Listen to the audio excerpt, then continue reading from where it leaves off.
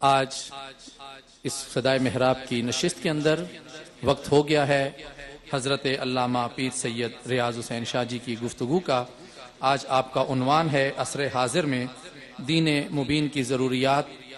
علامہ محمد اقبال نے کیا خوبصورت کہا ہے، فقر کے ہیں معجزات تاج و سریر و سپاہ، فقر ہے میروں کا میر، فقر ہے شاہوں کا شاہ، علم کا مقصود ہے پاکی عقل و خیرت، فقر کا مقصود ہے عفت قلب و نگاہ، علم فقیہ و حکیم، فقر مسیح و کلیم، علم ہے جویائے راہ، فقر ہے دانائے راہ، فقر مقام نظر، علم مقام خبر، فقر میں مستی ثواب، علم میں مستی گناہ، علم کا موجود اور فقر کا موجود اور، اشہد اللہ الہ اشہد اللہ الہ۔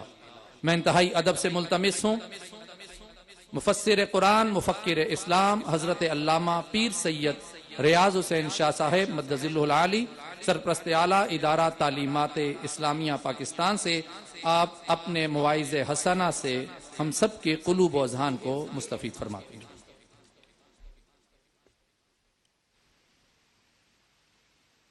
الحمد للہ رب العالمین وهو ولی الطالبین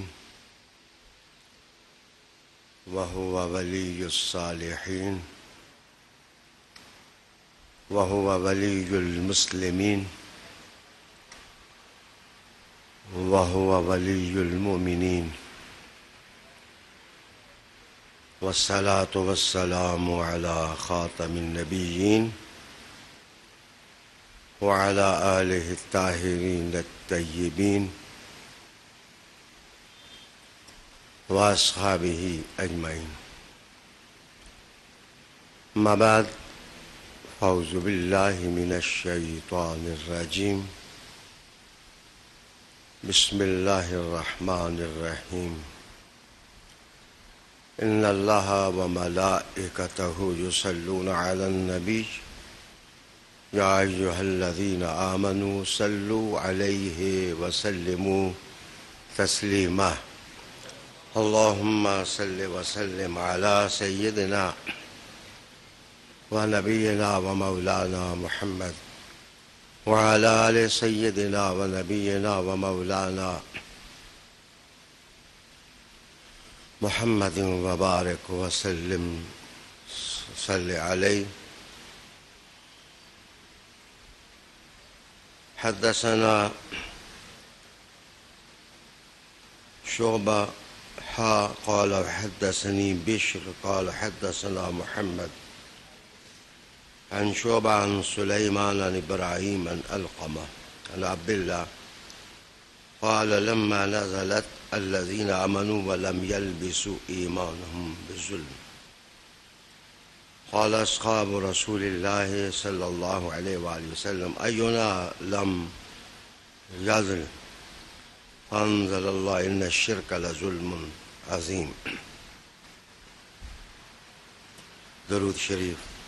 اللهم صل وسلم على سيدنا ونبينا ومولانا محمد وعلى آل سيدنا ونبينا ومولانا محمد وبارك وسلم صلی علیہ۔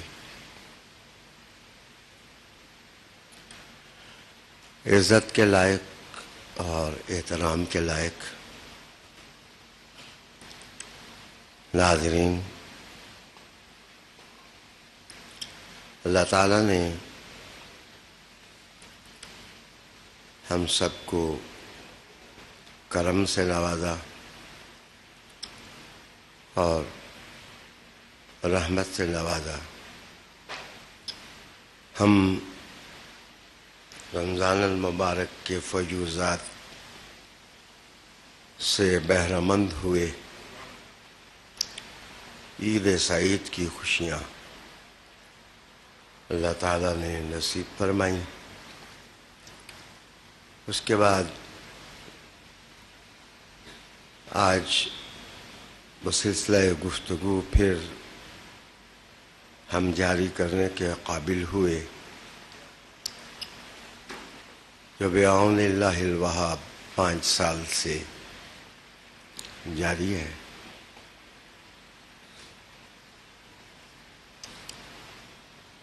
آج جس وقت میں گفتگو شروع کر رہا ہوں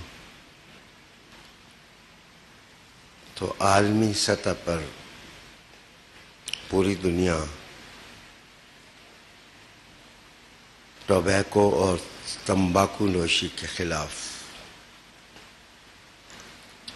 ایک مہم چلا رہی ہے۔ اسی سے خیال گزرا کہ شاید صرف سطحی الفاظ کے ساتھ مذمت کر دینا کافی نہ ہوگا، ہمیں عقل، سوچ، تفکر اور تاریخ کے سمندر میں مد و جزر دیکھنے ہوں گے اور قافلہ انسانیت کو سائل مراد تک پہنچانے کے لیے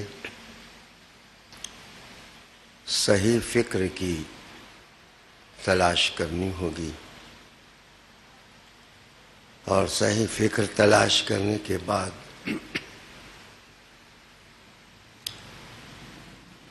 جو لگائے دنیا کے اندر عمل کا صحیح راستہ تجویز کرنا ہوگا۔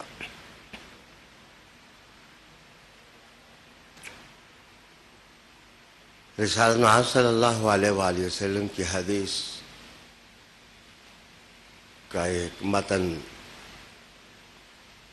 سنانے کا اعزاز حاصل کیا ہے۔ حدیث فہمی کے لیے فن حدیث کے اپنے تقاضے ہوتے ہیں، لیکن آج ہم جس زمانے سے اور دور سے گزر رہے ہیں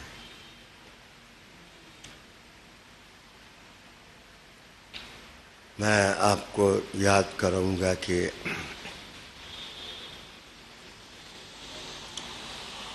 جنگ عظیم میں ایک لیڈر نے دوسرے لیڈر کو دھمکی دی تھی کہ ہم سب تمہیں الو کی ناک بنا کر چھوڑیں گے۔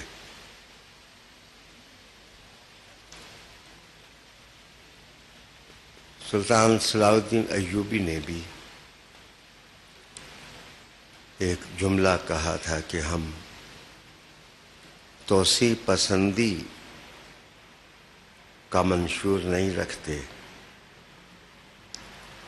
ہمارے پاس ایک علم اور فکر کا خزانہ ہے، ہم اسے بے نقاب کر کے دنیا کے سامنے رکھنا چاہتے ہیں۔ محمد بن قاسم جب چھوٹی عمر میں سندھ میں داخل ہوئے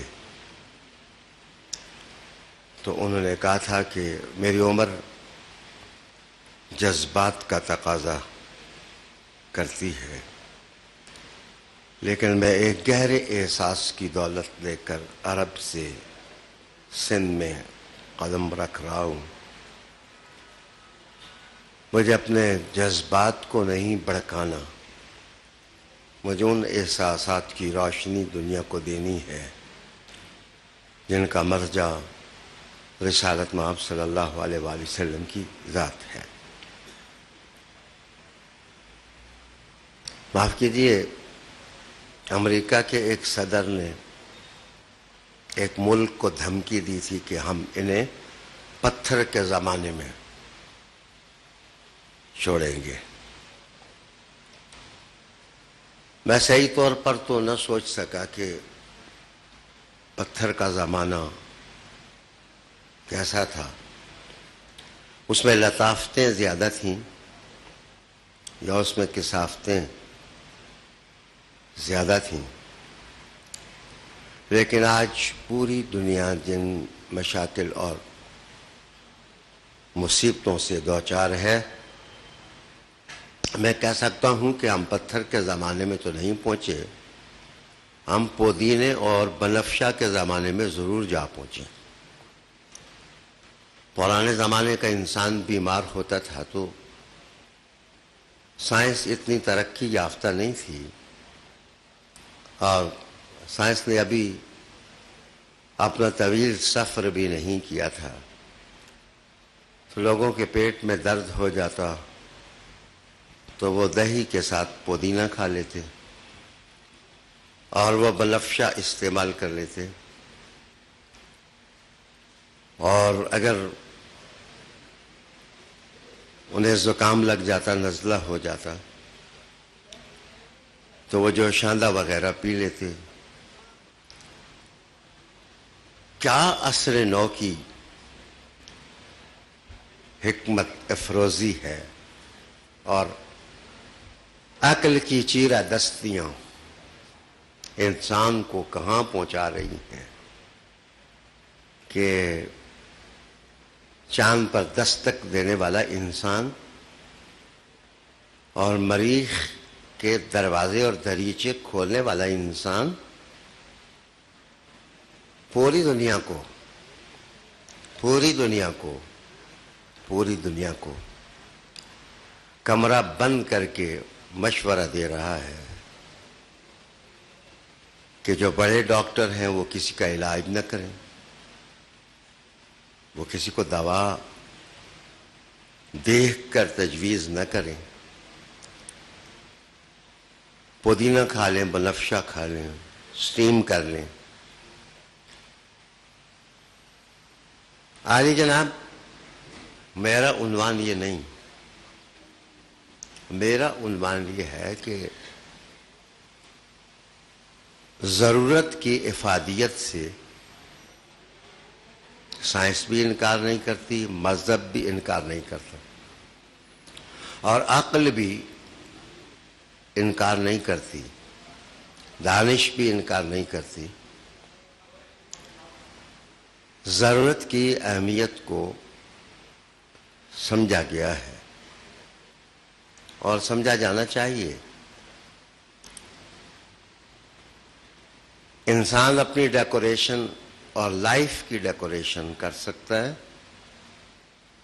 پرانے زمانے کا انسان کھڈی کا بنا ہوا کپڑا پہنتا تھا، آج صنعت اور فیکٹری کا بنا ہوا، ٹیکسٹائل کا بنا ہوا کپڑا وہ استعمال کر سکتا ہے۔ پہلے زمانے کا کپڑا سستا ہوتا تھا، آج مہنگا کپڑا استعمال ہو رہا ہے۔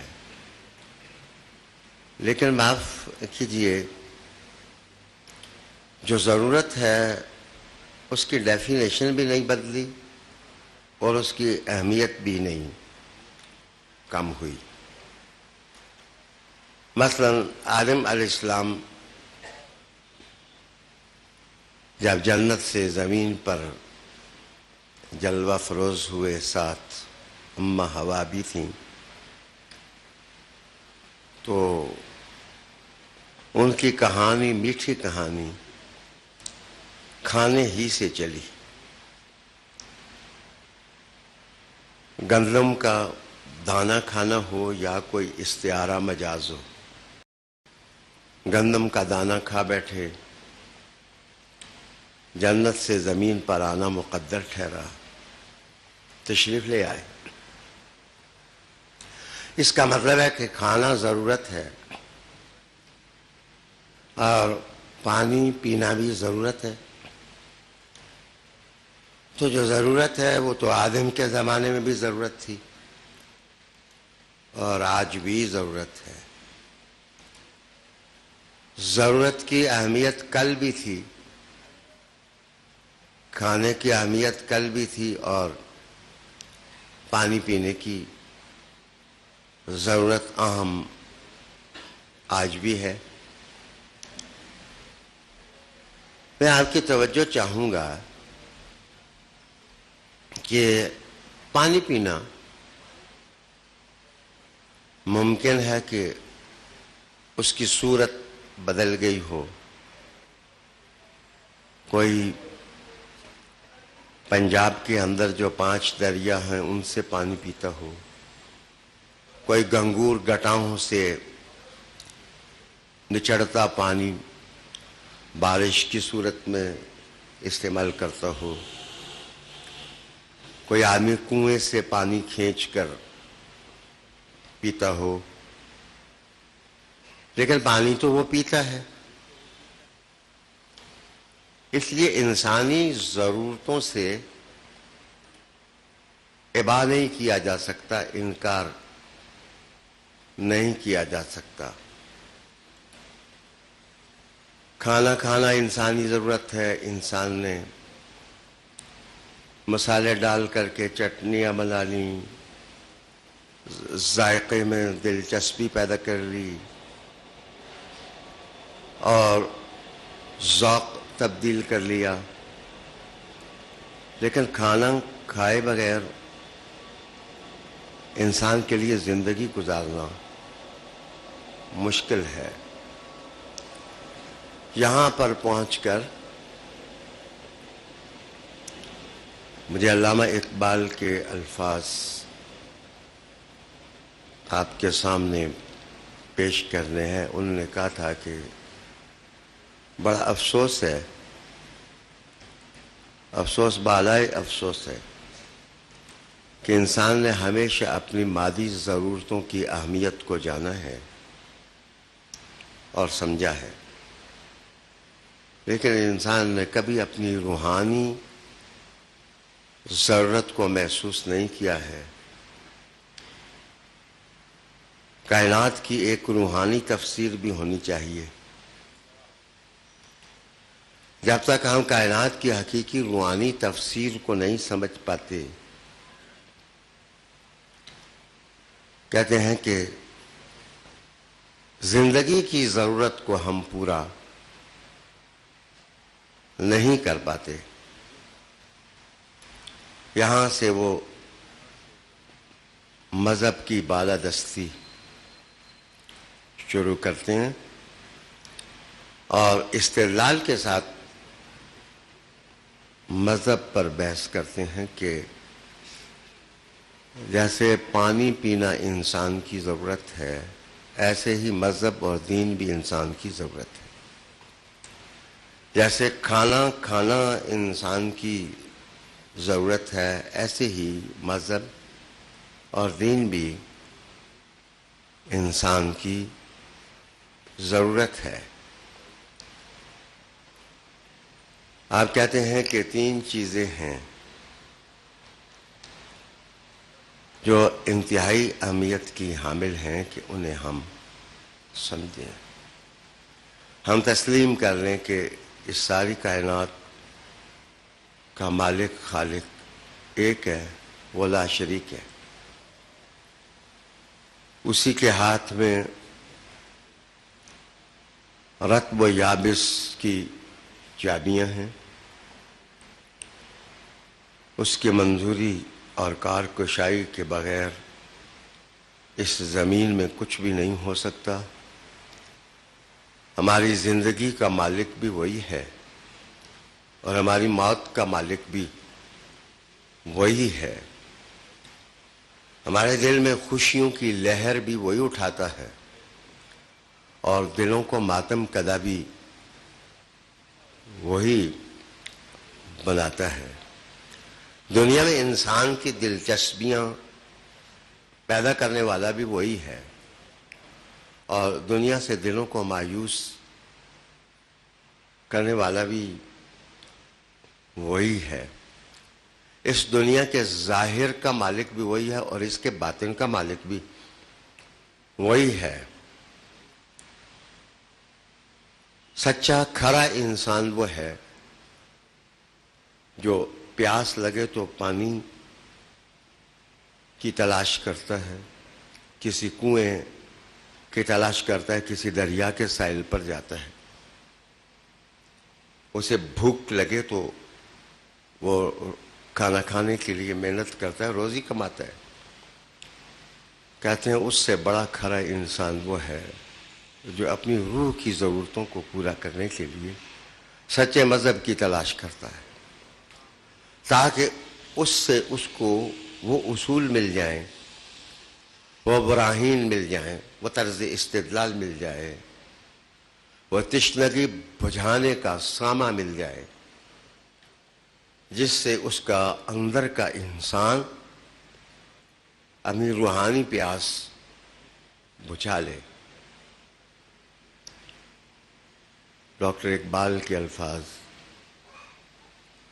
روح کو تازہ کر دیتے ہیں جب وہ یہ کہتے ہیں کہ جس نے پیاس بجھانے کے لیے پانی دیا، جس نے کھانا بھوک دور کرنے کے لیے کھانا دیا، اسی نے انسان کے من کو منور کرنے کے لیے مذہب دیا.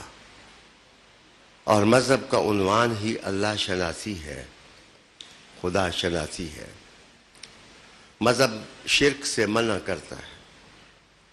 وہ حدیث شریف جو میں نے آپ کے سامنے تلاوت کی، اس میں یہی کہا گیا ان الشرک لظلم عظیم. ناظرین، جب ہم یہاں تک پہنچے کہ اس کائنات کی ایک روحانی تفسیر ہونی چاہیے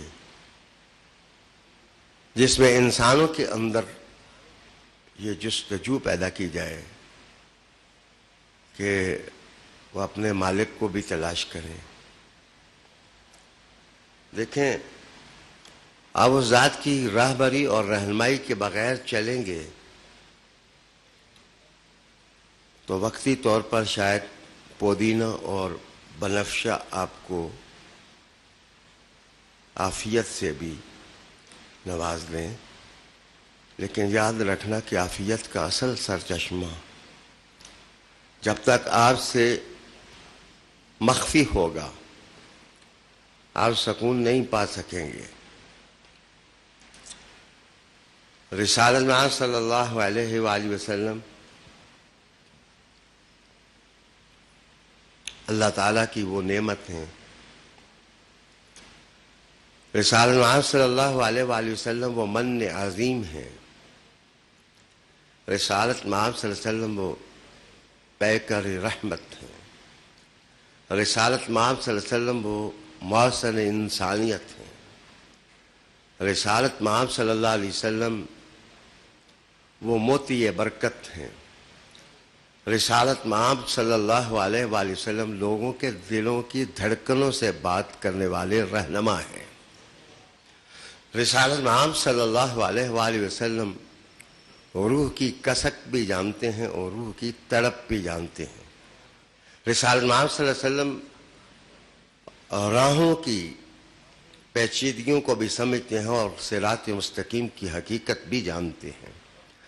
رسالت مآب صلی اللہ علیہ وسلم کو انسانوں کی روحانی منزل کا بھی اندازہ ہے اور رسول کریم صلی اللہ علیہ وسلم نے کس وقت کس کو کیا چیز دینی ہے، ان فیصلوں کا مرجع اور مخزن بھی رحمت للعالمین آقا صلی اللہ علیہ وآلہ وسلم.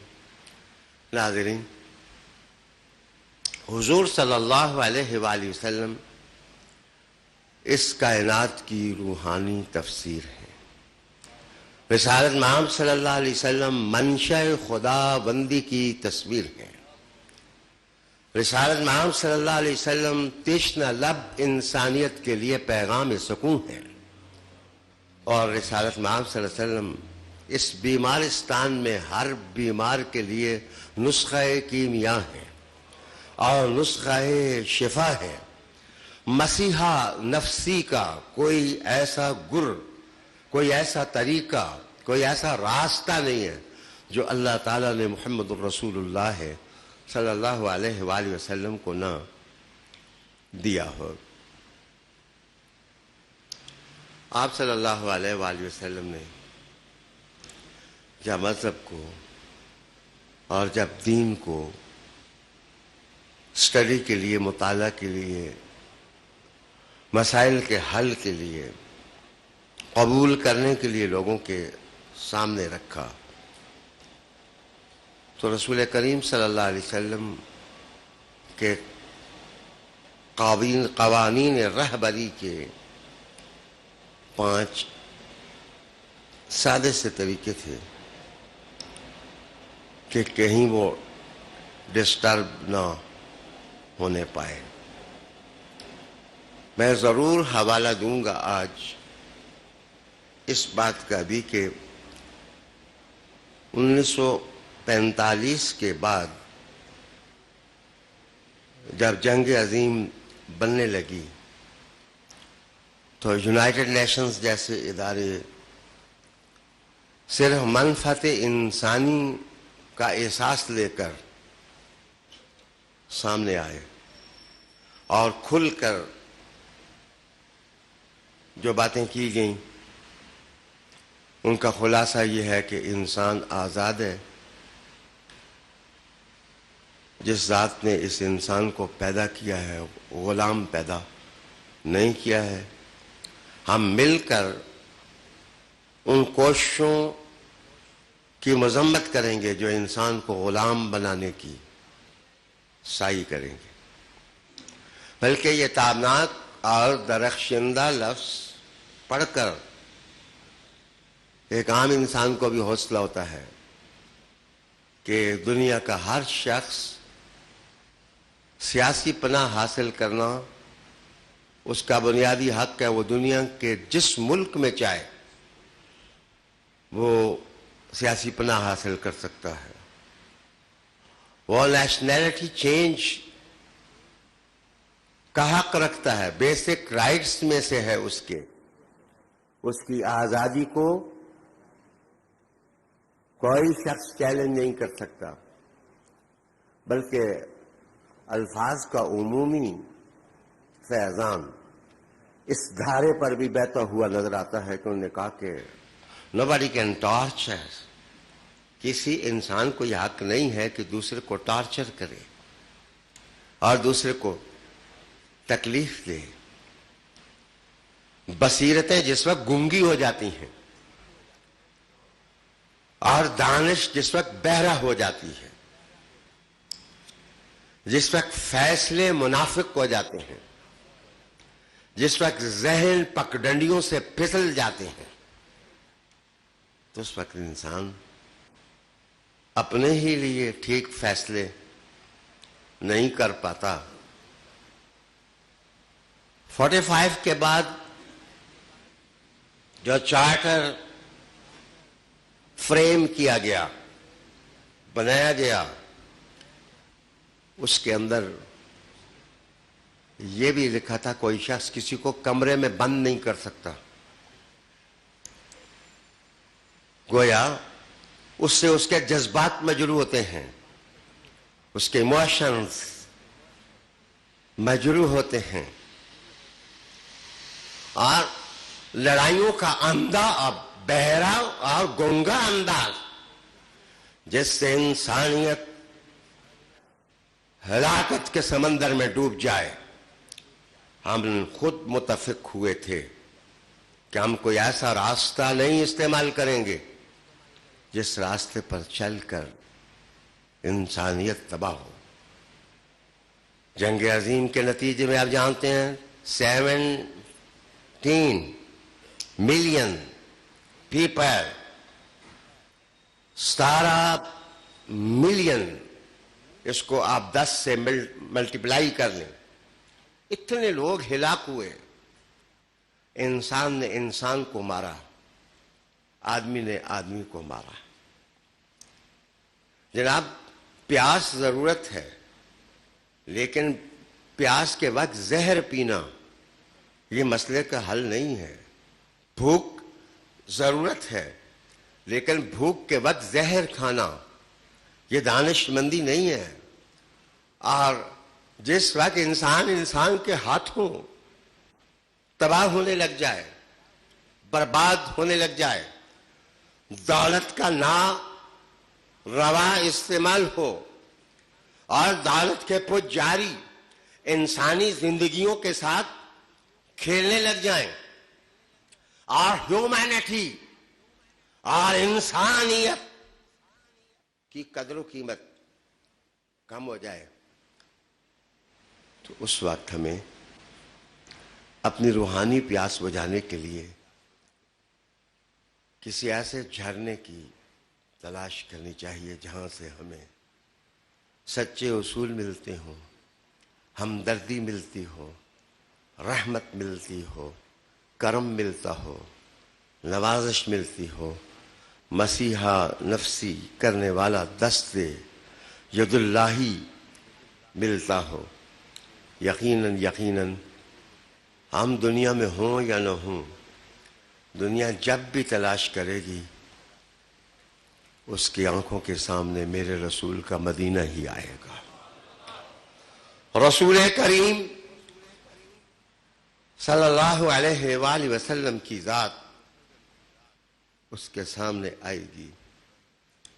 دنیا بھر کے حکمرانوں کو، دنیا بھر کے امی اور ان پڑھ لوگوں کو، دنیا بھر کے قانون دانوں کو، دنیا بھر کے علم کے کمروں میں بیٹھنے والوں کو آج خلوص نیت سے اس رہبر اعظم کا راستہ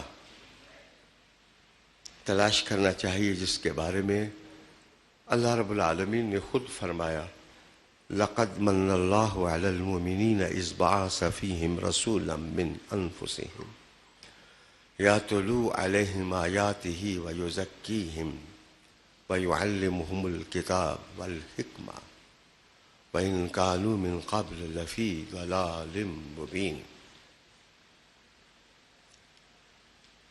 کیا انسانی ذہن کی وسعتیں یا تنگ دامانیاں مجھے اجازت دیں گی کہ میں ان کے سامنے یہ کہہ سکوں کہ آزادی انسان کا حق ہے؟ یونائٹڈ نیشن نے اس کو تسلیم کیا ہے کہ آزادی مجروح نہیں ہونی چاہیے، لیکن مجھے بتائیے کیا کسی نے آزاد انسان دیکھا ہے جو چاہے تو زمین پر ہو، چاہے تو عرش معلیٰ پر جا کر اپنا ڈیرا جما لے، چاہے تو آسمانوں کی دنیا میں سیاح لا مقام بن کر کے سفر کرتا ہوا دکھائی دے؟ جناب، آب حیات ہے یا نہیں ہے؟ خضر علیہ السلام نے آب حیات پیا ہے یا نہیں پیا ہے؟ آب حیات کے چشمے تک کوئی سکندر اعظم پہنچا ہے یا نہیں پہنچا ہے؟ لیکن یہ سچ ہے کہ اگر آب حیات کا چشمہ موجود ہے تو وہ قدم رسول کے نیچے موجود ہے، وہ پائے رسول کے نیچے موجود ہے۔ اللہ رب العالمین نے فرمایا، لَقَدْ كَانَ لَكُمْ فِي رَسُولِ اللَّهِ أُسْوَةٌ حَسَنَةٌ۔ کیا میں یہ کہنے میں حق بجانب نہ ہوں گا کہ حضور صلی اللہ علیہ وسلم اور پیغمبروں کی ذوات قدسیہ کو چھوڑ کر اگر آپ انسانیت اور آدمیت کا مطالعہ کریں تو وہ وحشت اور بربریت کی ظلمت میں آلودہ دکھائی دے گی۔ کہیں درختوں کے پتے اپنے جسم پر لپیٹتے دکھائی دیں گے، کہیں ڈارون کے نظریہ کے مطابق بندر کی دم گھسانے میں مصروف ہوں گے، کہیں ہڈیاں جوڑتے ہوئے اور کہیں ہڈیاں بکھیرتے ہوئے آپ کو نظر آئیں گے۔ اگر انسانیت قابل فخر نظر آتی ہے تو وہ رسول کریم کے منبر کے سائے میں نظر آتی۔ جس وقت انسان کو انسان کی تعریف کرنے کا بھی شعور نہیں تھا، اس وقت وہ کتاب جو رسول کریم کے سینے پر نازل ہوئی وہ کہہ رہی تھی، وَلَقَدْ كَرَّمْنَا بَنِي آدم، ہم نے آدم کی اولاد کو عزت دی ہے، ہم نے بنی آدم کی اولاد کو عزت دی ہے۔ حضرت ابو بکر صدیق رضی اللہ تعالی عنہ ارشاد فرماتے ہیں کہ جب ہم ہجرت کر کے مدینہ آئے تو آپ فرماتے ہیں کہ سمعت عن رسول اللہ صلی اللہ علیہ وسلم فی السیف فی العام الاول بعد الہجرہ، ہجرت کے بعد جو باتیں ہم نے رسول کریم علیہ السلام کی زبان سے سنی، گرما کا موسم تھا، شدید گرمی پڑ رہی تھی، سورج گویا سوا نیزہ پر تھا، اور حضور کے عاشق علم کے موتی اکٹھے کرنے کے لیے دامن پھیلائے حضور کے سامنے بیٹھے تھے، اور رحمت للعالمین آقا صلی اللہ علیہ وآلہ وسلم خطبہ ارشاد فرما رہے تھے، اور اس خطبے میں رسول پاک صلی اللہ علیہ وآلہ وسلم نے فرمایا تھا کہ وَصَلُّ اللَّهَ الْيَقِينَ وَالْعَافِيَّةَ، اللہ سے یقین کی دولت مانگو اور عافیت کی دولت مانگو، خیریت کی دولت مانگو۔ میں یہاں صرف یہ کہنا چاہتا ہوں کہ ابو بکر صدیق ہی اس کی وضاحت کرتے ہیں۔ آپ فرماتے ہیں کہ رسول اللہ صلی اللہ علیہ وآلہ وسلم سے ایک شخص نے سوال کیا کہ ہمارے حقوق کیا ہیں؟ وہ تھا غلام۔ تو رسول کریم علیہ السلام نے حضرت ابو بکر صدیق فرماتے ہیں کہا تھا کہ اکرموہم ککرامت اولادکم، تم یتیموں، مسکینوں، تم غلاموں اور تم بے کس انسانیت کے دائرے میں رہنے والوں کو عزت دو، اتنی عزت دو، اتنا احترام دو، اتنا اکرام دو کہ جیسے تم اپنی اولادوں کو عزت دیتے ہو۔ جیسے کسی شخص کا ایک بیٹا اور بیٹی قابل احترام ہوتی ہے، ایسے ہی تم عزت دو۔ وَاطِعِمُوهُمْ، اور تم ان کو کھانا کھلاؤ، اور کھانا وہی کھلاؤ جو تم اپنی اولادوں کو کھانا کھلاتے ہو۔ آنکھ کھول کر کے چشم انسانیت دیکھے رسالت محمد صلی اللہ علیہ وسلم کی ذات کو دیکھے، پھر دائیں بائیں دیکھے، ریفارمرز کو دیکھے، لیڈرز کو دیکھے، راہبرز کو دیکھے۔ اگر میرے حضور اس کو میٹھے نظر آئیں تو ان کی غلامی کا قلادہ گلے میں ڈال لیں۔ عالی وقار ناظرین، جتنے تم اپنی عقل نارسا کے دیے جلا کر منزل ڈھونڈو گے، اتنا ہی بکھرو گے، اتنا ہی منتشر ہوگے۔ معاف کیجئے، رسالت محمد صلی اللہ علیہ وآلہ وسلم کا مقام کیا ہے؟ میں آج کسی اور مفکر کے کلمات آپ کے سامنے نہیں لاتا، ایک ایسی ہستی کے کلمات ابو بکر صدیق کے خطبہ کے بعد لانے لگا ہوں کہ جن کا حق ہے کہ انہیں ہر محفل میں خوشبو بنا کر سونگا جائے،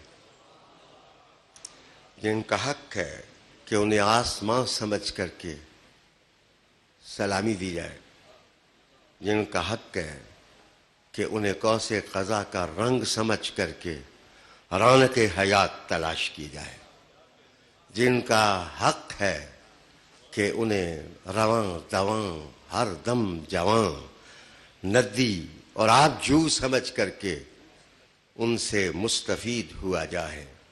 میری مراد حضرت علی المرتضیٰ کرم اللہ وجہ الکریم کی ذات ہے۔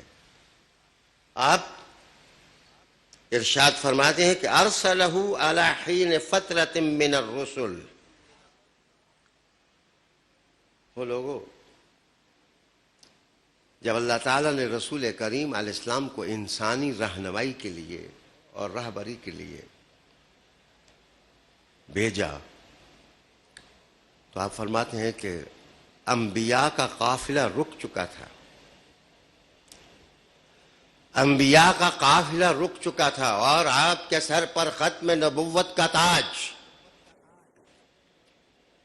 فطرت نے رکھ دیا۔ پھر فرمایا کہ وَطُولِ حَجْحَةٍ مِّنَ الْأُمَمِ، وَطُولِ حَجْحَةٍ مِّنَ الْأُمَمِ، قومیں اور ملتیں بے ہوشی کے ساتھ سو رہی تھیں جب محمد عربی غار حرا سے اتر کر کہہ رہے تھے اقرا، پڑھو پڑھو، تمہاری منزل علم آشنائی میں ہے، علم کے بغیر اور علم کی روشنی کے بغیر تمہاری ناؤ ساحل پر نہیں پہنچ سکتی۔ گرامی قدر، پھر آپ نے فرمایا واحتزام من الفتن، تم لوگ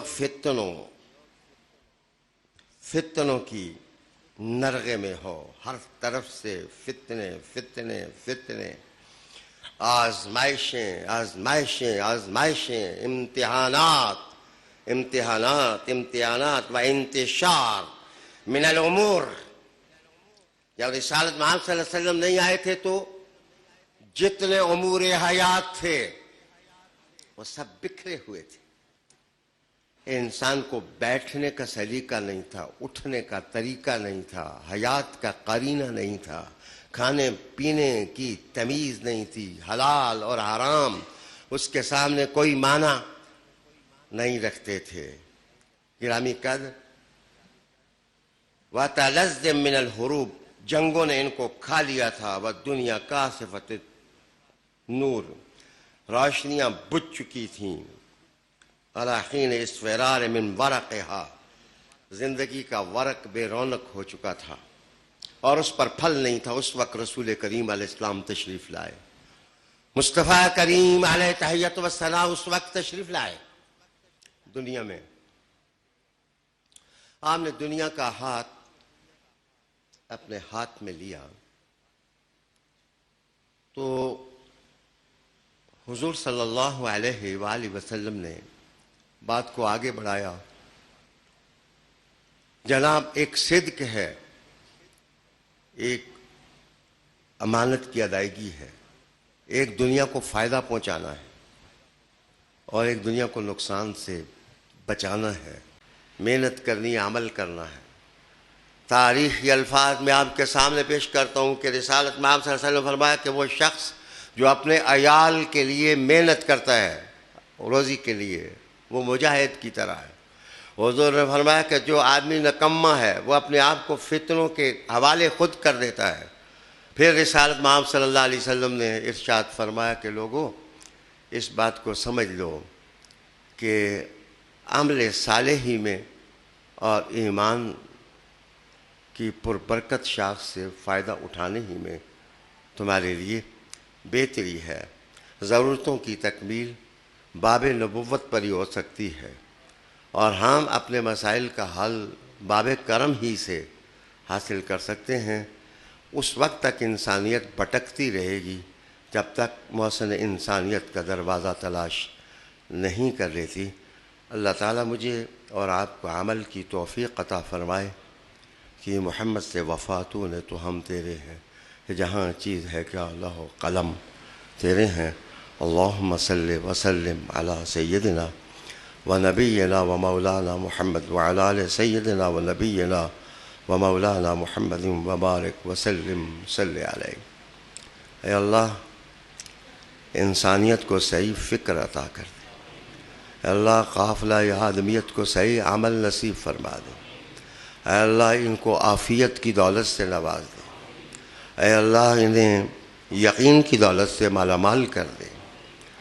اے اللہ وہ دل اور وہ دماغ جن میں فتنے گھس چکے ہیں ان کو ہدایت کی منزل عطا کر دے۔ اے اللہ کریم یہ جو سلسلہ شروع کیا ہے اس سلسلے کو کارآمد بنانے کی توفیق عطا فرما دے۔ ہر ایک کی دعا قبول ہو جائے، ہر ایک کا سوال پورا ہو جائے، ہر ایک کی آرزو کو منزل مل جائے۔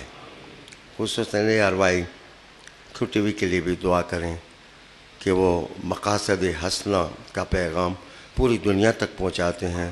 اللہ اس ادارے کو اور ان اداروں کو مضبوط کرے جو فلاح انسانیت کے لیے کام کر رہے ہیں۔ صلی اللہ تعالی علی رسول خیر خلق وآلہ وآلہ۔